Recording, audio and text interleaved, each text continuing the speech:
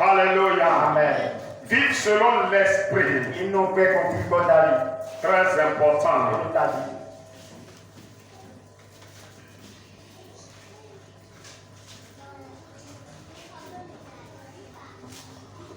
Amen. Amen. Donc la dernière fois nous avons parlé de vivre selon l'esprit. Et nous avons dit que vivre selon l'esprit, c'est marcher selon la foi, marcher par la foi.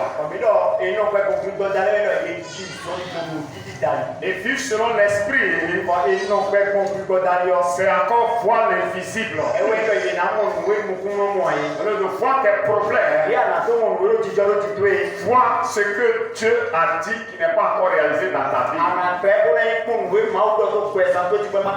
Parce que ce que Dieu a dit est la seule vérité. Parce que ce qui est invisible est éternel. Ce qui est visible est passager.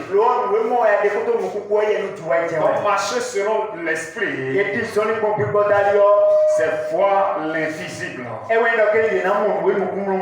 Alléluia. Amen. Voilà pourquoi Élisée n'a pas vu les ennemis qui l'entouraient.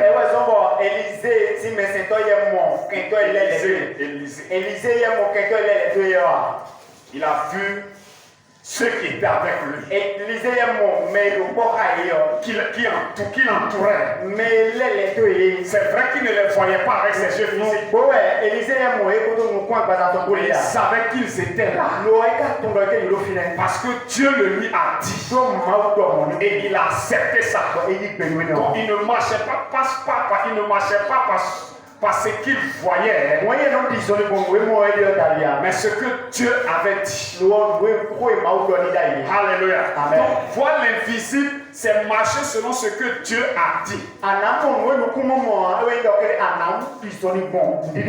Et non selon ce que toi tu penses ou bien tu crois.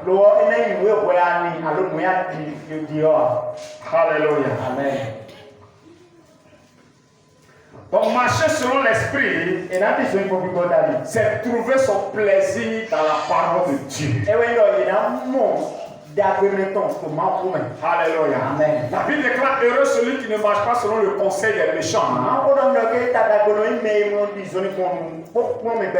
mais qui marche selon, qui trouve son plaisir dans la loi de l'Éternel,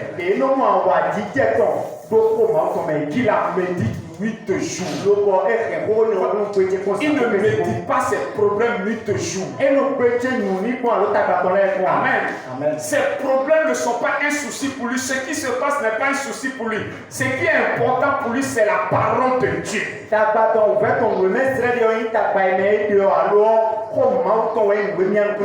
parole de Dieu qui est l'objet de sa pensée. C'est sur ça que ses pensées sont fixées. Tout le jour.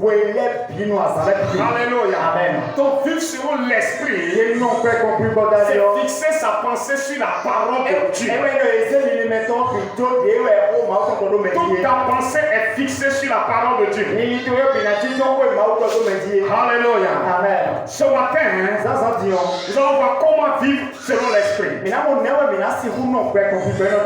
nous allons vivre selon l'esprit. Vivre selon l'esprit. Maintenant, comment nous allons le faire? Comment nous allons arriver à le faire? Alléluia. Amen. Première chose, c'est être conscient de celui qui vit maintenant en toi. Amen.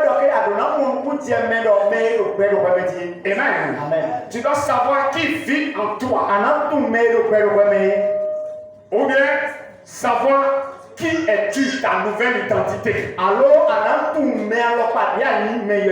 Parce que la Bible déclare celui qui est en Christ. Donc maintenant tu es en Christ. C'est-à-dire que tu as changé de position.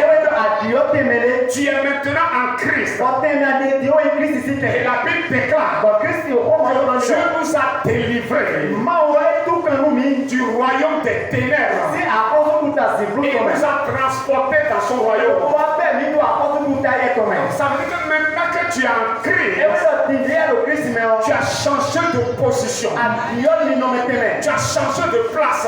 Tu as changé de royaume. Tu étais dans le royaume de Satan. Contrôlé par Satan. Dirigé par Satan. Toutes les informations, toute la connaissance venait de ce que tu recevais de Satan. Alléluia. Amen. Et Satan a formaté ta mentalité comme ça. Et ta vie, toute ta vie, tout ton mouvement, toutes tes actions sont dirigées par les informations de Satan. Maintenant en Christ, tu as quitté le royaume des ténèbres et tu es dans le royaume de Dieu. Tu as maintenant une nouvelle nature. Parce qu'avant il était dans le royaume de Satan. C'est son esprit qui était en toi. Éphésiens 2, verset 1 à 3. Éphésiens 2, verset 1 à 3.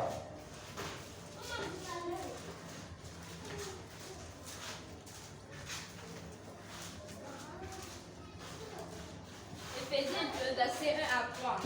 Vous étiez morts par vos offenses. Vous étiez quoi? Mort. Oui. Par vos offenses. Et par vos péchés. Dans lesquels vous marchiez autrefois. Selon le train de ce monde. Selon le prince de la puissance de l'air. De l'esprit qui agit maintenant dans les fils de la rébellion. Nous tous aussi, nous étions de leur nombre. Et nous vivions autrefois selon leur convoitise de la chair. Accomplissant les volontés de la chair et de nos pensées.